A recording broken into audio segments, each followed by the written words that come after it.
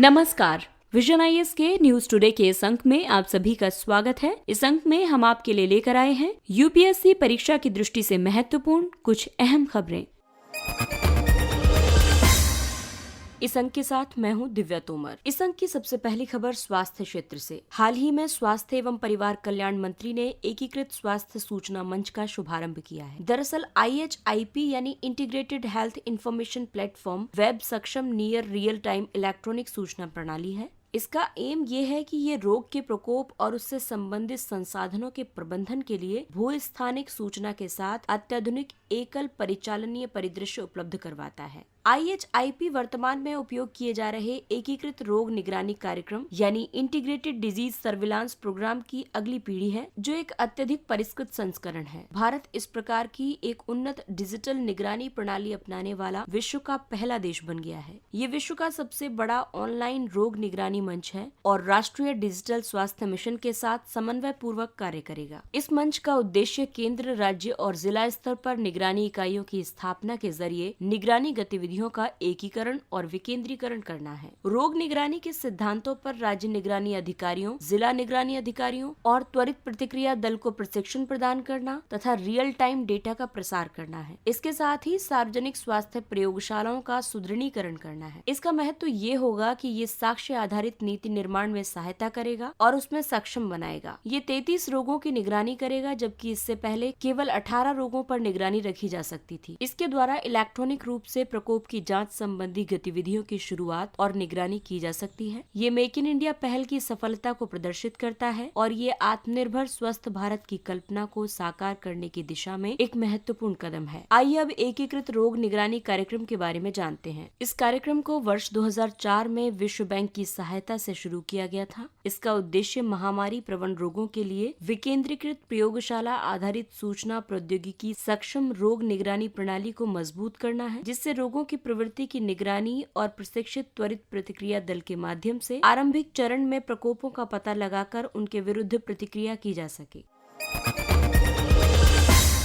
अगली खबर न्यायपालिका से संबंधित है। उच्चतम न्यायालय ने केंद्र सरकार को केंद्रीय अन्वेषण ब्यूरो के निदेशक की शीघ्र नियुक्ति करने का आदेश दिया है। उच्चतम न्यायालय में दायर एक जनहित याचिका में दिल्ली विशेष पुलिस स्थापना अधिनियम 1946 की धारा 4A के अनुसार केंद्रीय अन्वेषण ब्यूरो यानी CBI के एक नियमित निदेशक की नियुक्ति की मांग की गई है। ये याचिका केंद्र द्वारा कार्यवाहक CBI निदेशक की नियुक्ति के विरोध में दायर की गई है। दिल्ली विशेष पुलिस स्थापना अधिनियम 1946 यानी DSPE की धारा 4A में उपबंधित है कि केंद्र सरकार 3 सदस्यों वाली समिति की अनुशंसा के आधार पर निदेशक नियुक्त करेगी, जिसमें प्रधानमंत्री अध्यक्ष के रूप में शामिल होंगे। इसके अलावा लोकसभा में विपक्ष का नेता या जहां विपक्ष का ऐसा कोई नेता नहीं है तो लोकसभा में सबसे बड़े विपक्षी दल का नेता तथा भारत का मुख्य न्यायाधीश या उसके द्वारा नामित उच्चतम न्यायालय का न्यायाधीश शामिल होंगे। याचिकाकर्ता ने उच्चतम न्यायालय से भारत संघ के लिए एक सामान्य निर्देश जारी करने की भी मांग की थी। इसमें यह सुनिश्चित किया जाना था कि केंद्र सरकार CBI निदेशक के पद पर रिक्ति से पहले ही CBI निदेशक के चयन की प्रक्रिया को एडवांस में प्रारंभ और संपन्न करे। इससे पहले अंजलि भारद्वाज बनाम भारत संघवाद में सुप्रीम कोर्ट ने केंद्रीय सूचना आयोग और राज्य सूचना आयोगों में रिक्तियों के संबंध में निर्णय दिया था कि एक विशेष पद पर रिक्ति को भरने के लिए प्रक्रिया की शुरुआत उस तिथि से 1-2 महीने पहले आरंभ की जाए जिस तिथि पर पद के रिक्त होने की संभावना है। आइए अब CBI के बारे में जानते हैं। CBI ने अन्वेषण की शक्ति दिल्ली विशेष पुलिस स्थापना अधिनियम 1946 से प्राप्त की है। CBI का निदेशक पुलिस महानिरीक्षक के रूप में दिल्ली विशेष पुलिस स्थापना के अंतर्गत इस संगठन के प्रशासन के लिए उत्तरदायी होता है। केंद्रीय सतर्कता आयोग अधिनियम 2003 के अधिनियमित होने के बाद दिल्ली विशेष पुलिस स्थापना के अधीक्षण की शक्ति केंद्र सरकार में निहित है। हालांकि भ्रष्टाचार निवारण अधिनियम 1988 के तहत अपराधों की जांच की शक्ति केंद्रीय सतर्कता आयोग को प्राप्त है।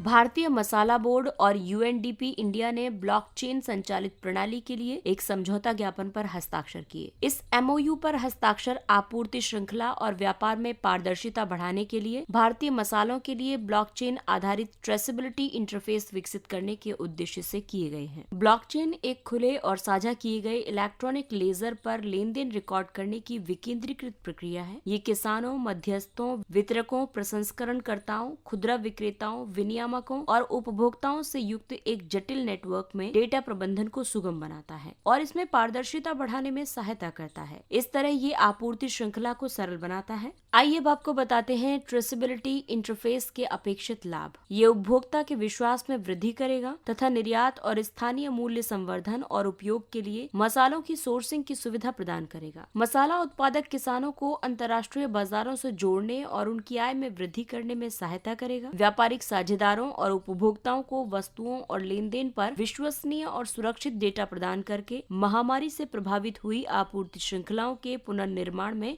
सहायता करेगा। सफल प्रायोगिक प्रदर्शन के बाद स्पाइसेस बोर्ड देश के सभी प्रमुख मसालों और क्षेत्रों को शामिल करने के लिए इस इंटरफेस की पहुंच का विस्तार करने पर विचार कर सकता है। भारत विश्व में मसालों का सबसे बड़ा निर्यातक, उत्पादक और उपभोक्ता है। भारत का मसाला निर्यात वर्ष 2019-20 के दौरान $3 बिलियन के उल्लेखनीय स्तर को पार कर गया था। मसाला बोर्ड का मुख्यालय कोच्चि में है और ये एक सांविधिक निकाय है जो वाणिज्य और उद्योग मंत्रालय के तहत कार्यरत 5 कमोडिटी बोर्ड्स में से एक है। अन्य कमोडिटी बोर्ड हैं coffee board Bengaluru, rubber board Kerala में कोट्टायम, चाय बोर्ड कोलकाता और तंबाकू बोर्ड गुंटूर आंध्र प्रदेश में। ये गुणवत्ता नियंत्रण और प्रमाणन प्रदान करता है। साथ ही ये निर्यातकों का पंजीकरण और व्यापार संबंधी जानकारी का दस्तावेजीकरण करता है और नीतिगत मामलों पर केंद्र सरकार को परामर्श भी प्रदान करता है।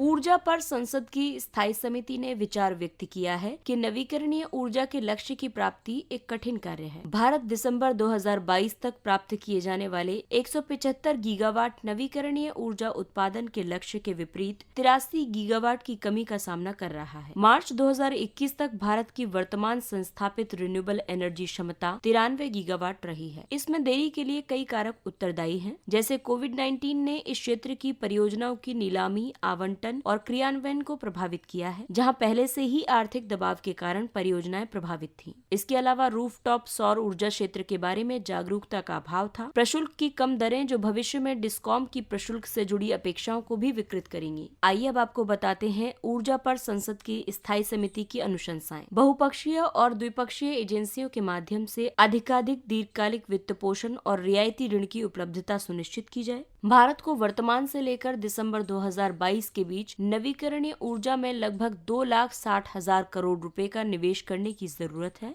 सौर पार्कों की स्थापना के लिए कई सार्वजनिक क्षेत्रों के उपक्रमों और विभिन्न राज्य सरकारों के पास उपलब्ध अधिशेष भूमि का उपयोग करने के विकल्पों पर विचार करना होगा। केंद्रीय सार्वजनिक क्षेत्र के उपक्रमों और सरकारी संगठनों द्वारा व्यवहार्यता अंतराल वित्त पोषण के साथ ग्रिड कनेक्टेड सौर फोटोवोल्टिक ऊर्जा परियोजनाओं को स्थापित करने की योजना के तहत लक्ष्य में वृद्धि करनी चाहिए। पूर्वोत्तर राज्यों और वामपंथी उग्रवाद से प्रभावित जिलों में पिछड़े और सुदूरवर्ती क्षेत्रों के छात्रों को अध्ययन के लिए सौर ऊर्जा आधारित लैंप निशुल्क प्रदान किए जाने चाहिए। हाल ही में दीर्घकालिक लक्ष्य वर्ष 2030 तक 450 गीगावाट पर निर्धारित किया गया था। नवीकरणीय ऊर्जा पर निर्धारित लक्ष्य और वर्तमान स्थिति की बात करें तो राष्ट्रीय सौर मिशन के अंतर्गत 100 गीगावाट सौर ऊर्जा उत्पादन का लक्ष्य रखा गया है, जबकि वर्तमान में 39 गीगावाट क्षमता स्थापित की गई है। वहीं रूफटॉप सौर ऊर्जा का लक्ष्य 40 गीगावाट है। इसके अंतर्गत अभी तक केवल 4.4 गीगावाट क्षमता स्थापित है और पवन ऊर्जा लक्ष्य के तहत 60 गीगावाट का लक्ष्य है,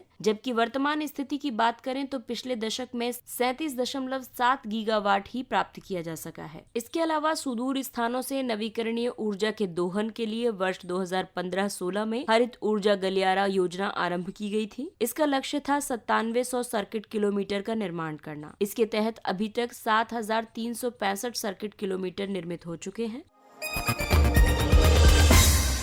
भारत में पेट्रोल के साथ इथेनॉल का सम्मिश्रण 7.2% के रिकॉर्ड स्तर पर पहुंच गया है। अखिल भारतीय स्तर पर पहली बार इथेनॉल आपूर्ति वर्ष 2020-21 के प्रथम 4 महीने में इथेनॉल सम्मिश्रण 7.2% तक पहुंच गया है। गोवा, कर्नाटक और महाराष्ट्र जैसे राज्यों में पेट्रोल के साथ 9.5% से 10% एथेनॉल का सम्मिश्रण किया जा रहा है। इसका मतलब ये है कि ये राज्य भारत के वर्ष 2022 तक 10% सम्मिश्रण के लक्ष्य को प्राप्त करने के पास हैं। इससे पहले राष्ट्रीय जैव ईंधन नीति 2018 के अंतर्गत वर्ष 2030 तक पेट्रोल में 20% एथेनॉल और वर्ष 2030 तक डीजल में 5% जैव डीजल के सम्मिश्रण का लक्ष्य लक्ष्य निर्धारित किया गया था। पहला महत्वपूर्ण कदम वर्ष 2022 तक पेट्रोल के साथ एथेनॉल का 10% सम्मिश्रण प्राप्त करना है। ये नीति एथेनॉल के निर्माण के लिए शीरे के स्थान पर अन्य कच्चे माल या फीड स्टॉक के उपयोग की अनुमति प्रदान करती है। इसके तहत गन्ने का रस, खराब हो चुके खाद्यान्न, सड़े हुए आलू, मक्का, अधिशेष खाद्यान्न आदि शामिल है। इस नीति के अंतर्गत जैव ईंधन को पहली पीढ़ी, दूसरी पीढ़ी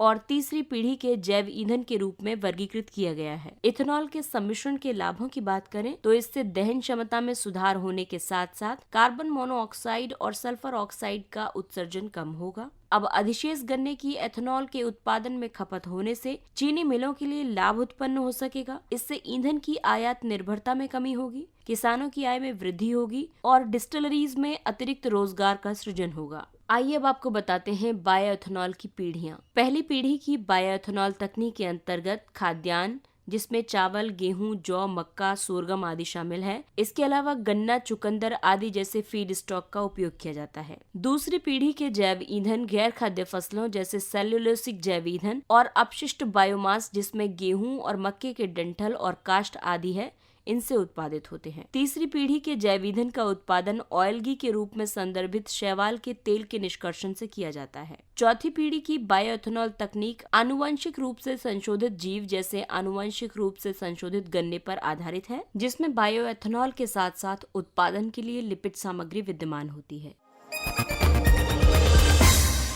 आइए अब नजर डालते हैं कुछ संक्षिप्त किंतु महत्वपूर्ण खबरों पर। सरकार ने सूक्ष्म, लघु और मध्यम उद्यमों के लिए प्री पैक समाधान योजना प्रस्तावित की है। सरकार ने एक दिवाला और शोधन अक्षमता संहिता अध्यादेश 2021 को प्रख्यापित किया है। ये सूक्ष्म, लघु और मध्यम उद्यमों के लिए 1 करोड़ रुपए तक के डिफॉल्ट के लिए प्री पैक समाधानों को दिवाला निवारण तंत्र के रूप में उपयोग करने की अनुमति प्रदान करेगा। प्री पैक एक सार्वजनिक बोली प्रक्रिया की बजाय सुरक्षित लेनदारों और निवेशकों के बीच एक समझौते के माध्यम से संकटग्रस्त कंपनी के ऋण के समाधान के लिए एक समझौता है। प्रावधानों के तहत लेनदारों को राष्ट्रीय कंपनी विधि अधिकरण NCLT के समक्ष अनुमोदन के लिए एक MSME के लिए प्री पैक समाधान योजना की सुविधा प्राप्त करने की अनुमति दी जाएगी, क्योंकि ये कॉर्पोरेट दिवाला समाधान प्रक्रिया के तहत एक खुली बोली प्रणाली के विपरीत है।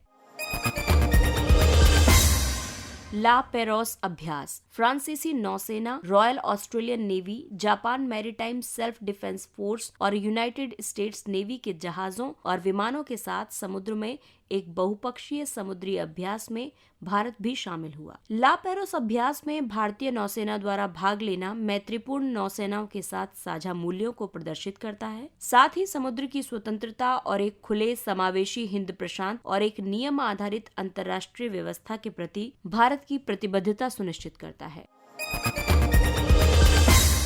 आइए अब चर्चा करते हैं सुर्खियों में रहे स्थानों के बारे में। उष्णकटिबंधीय चक्रवात सेरोजा ने पूर्वी तिमोर को प्रभावित किया है। पूर्वी तिमोर लेसर सुंडा द्वीप समूह के पूर्व में तथा मलय द्वीप समूह के सुदूर दक्षिण छोर पर स्थित एक द्वीपीय देश है। ये दक्षिण में तिमोर सागर, उत्तर में विटार जल संधि तथा उत्तर पश्चिम में ओम्बाई जल संधि से घिरा हुआ है। दिल्ली पूर्वी तिमोर की राजधानी और वहाँ का सबसे बड़ा शहर है। पूर्वी तिमोर अत्यधिक पर्वतीय क्षेत्र है। इसके साथ ही ये अंक समाप्त होता है। अगले अंक में फिर मुलाकात होगी कुछ अन्य महत्वपूर्ण खबरों के साथ, लेकिन तब तक के लिए विजन IAS की पूरी टीम आपसे अपील करती है कि दवाई भी और कड़ाई भी के मंत्र को याद रखें, मास्क पहनें, हाथ और मुंह साफ रखें और 2 गज दूरी का पालन करें। और अब हमें दीजिए इजाजत। नमस्कार।